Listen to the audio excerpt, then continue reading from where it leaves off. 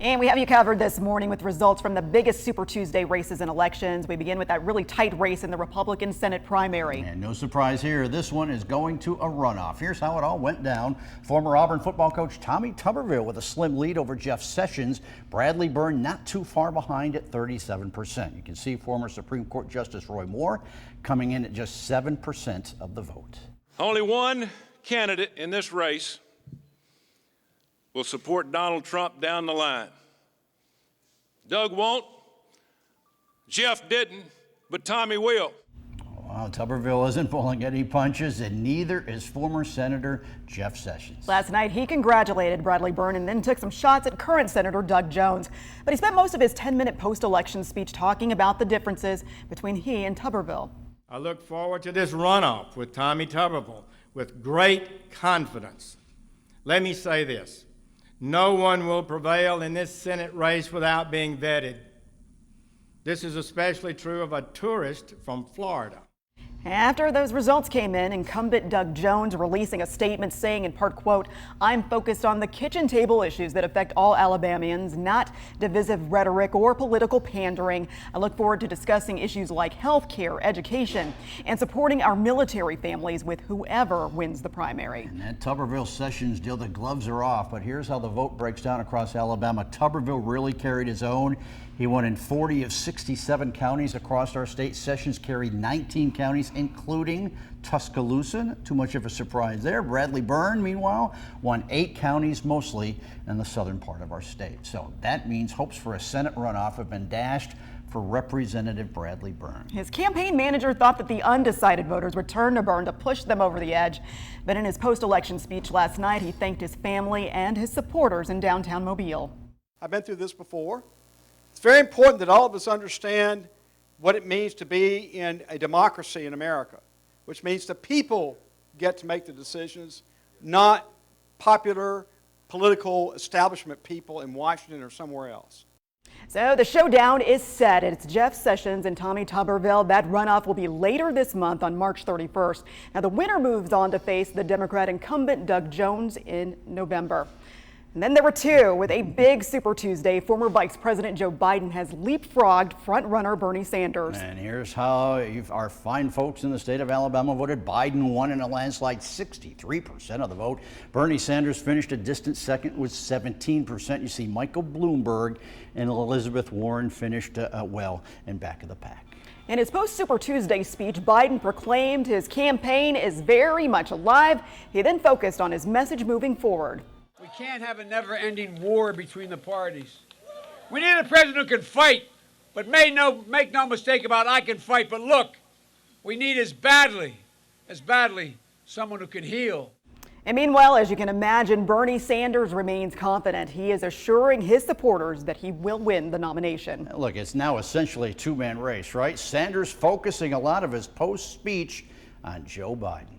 So we're going to beat Trump, because this will become a contrast in ideas. One of us in this race led the opposition to the war in Iraq. You're looking at him. Another candidate voted for the war in Iraq.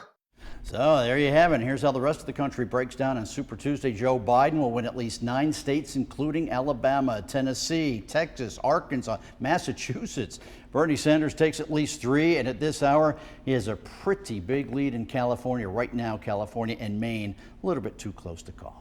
And for Senator Elizabeth Warren, it was a disappointing Super Tuesday. She was only managing to finish 3rd in 5 states, including her home state of Massachusetts. Yeah, meanwhile, former New York City Mayor Michael Bloomberg actually won American Samoa. He finished 3rd in 9 different states. Yeah, Bloomberg is saying he will reassess his campaign, but Warren has not addressed what's ahead for her.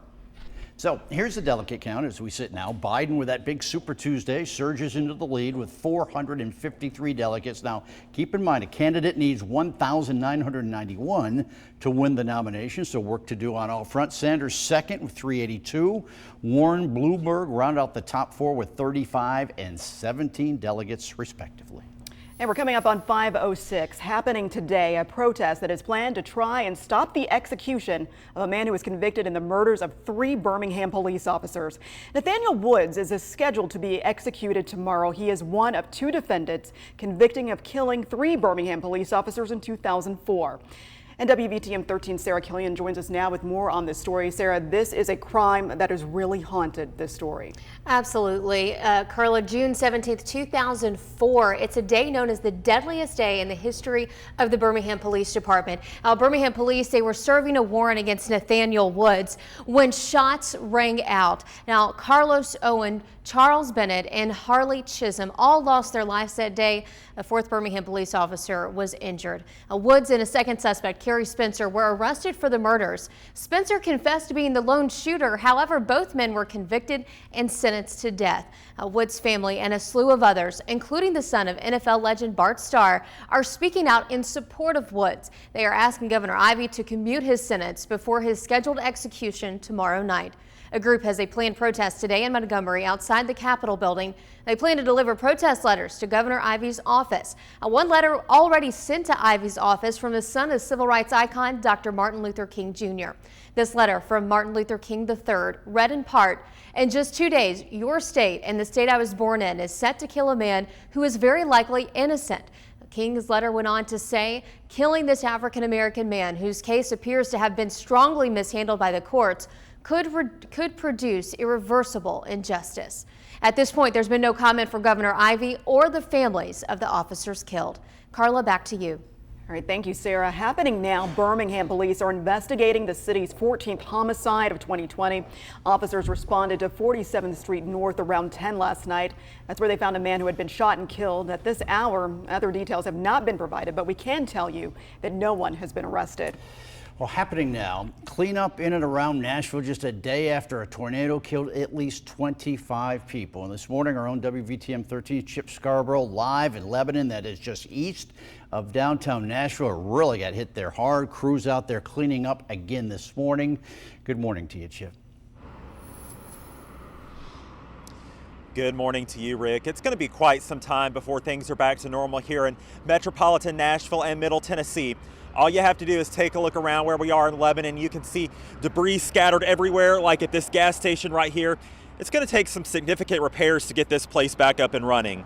And just a little west of here, there is more devastation in Mount Juliet, where an EF3 tornado gutted this middle school and an elementary school directly behind it. The schools are in such bad shape that both will likely have to be rebuilt. Businesses across from the schools are also in bad shape, so people recovered what belongings they could, but say most everything is a total loss. And the storm hit in the middle of the night instead of the middle of the day when businesses and schools would have been filled with people. We are from Texas, so we've seen tornadoes, but I've never seen this before, not this much. Their school. And both parents and school officials say there likely would have been fatalities at those schools, and certainly glad that is not the case. And we're not sure yet exactly what's going to happen with those students. School officials are going to try and work that out over the next week. Spring break is next week here, so they have a little time to sort through that. But those buildings, again, likely students and teachers cannot go back there. Live in Lebanon, Tennessee this morning, Chip Scarborough, WVTM 13. What a mess. All right, our thoughts and prayers with the folks there. And back here in Alabama, a memorial to be built in Lee County, where 23 people were killed in a tornado 1 year ago. The family of the victims helped to break ground yesterday. A service of remembrance then followed.